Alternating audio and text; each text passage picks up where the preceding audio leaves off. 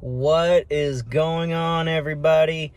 A lot of news is going on in the world today, in particular in Europe, about Ukraine. So, let's dive into it, shall we? The European Union, 27 member countries, just reached a tentative agreement to ship roughly in American money, $255 billion of frozen Russian assets to help fund and arm Ukraine, as well as help in its recovery. That is roughly they're trying to do this on a kind of like a year by year basis. So they're expected to receive 3 billion euros a year as soon as it gets ratified. That is a tentative agreement, as everybody agrees that this must happen, but no one has taken the steps yet to ratify it through their respective union.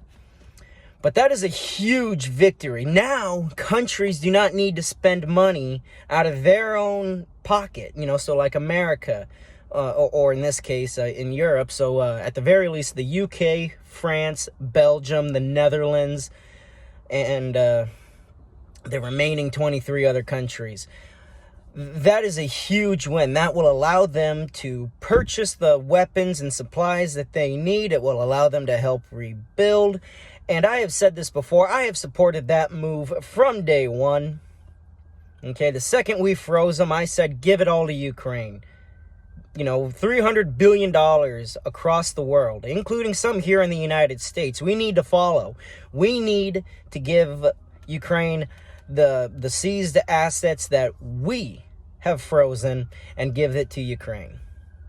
That is a huge, huge win for Ukraine. And it's a huge blow to Russia, because Putin had spent the previous 20 years saving up that $600 billion, and then we immediately froze half of it.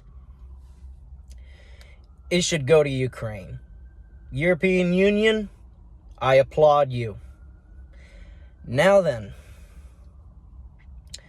couple of, in direct relation to Ukraine, I guess a couple of colonels in the Ukrainian military, were under contact with Russian FSB agents, basically their secret service, who tried to unalive Volodymyr Zelensky for, and quote, as a inauguration present to Vladimir Putin. It was foiled, still under investigation. This shouldn't be come as a surprise to anybody. Zelensky has had numerous attempts on him since the start of the invasion. This is huge, guys. The more money Ukraine gets, the better off they are. Keep sending frozen Russian assets. They don't need it. I know how that sounds. They don't need it. They're the aggressors in this. There was no reason for them to invade Ukraine. Absolutely none.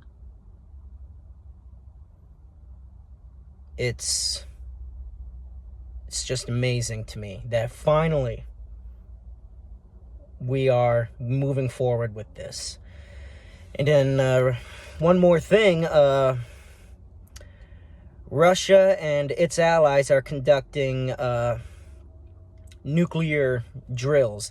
Now, I don't know if this is, general population or military, probably military, because France wants to send in more troops, not more troops, but they want to send in troops. And the United States, well, we're saying we're going to send a few more political advisors. Military advisors, my bad. So there you have it, Frozen Russian assets are hopefully going to be used to help Ukraine. A attempt to unalive Zelensky has been thwarted. And because of rhetoric from France and America in either sending troops and or more military advisors, Russia is now stepping up on its nuclear drills. This better end soon, because we're approaching World War III, and no one's going to survive that. Like, comment, and subscribe, and I'll see y'all soon.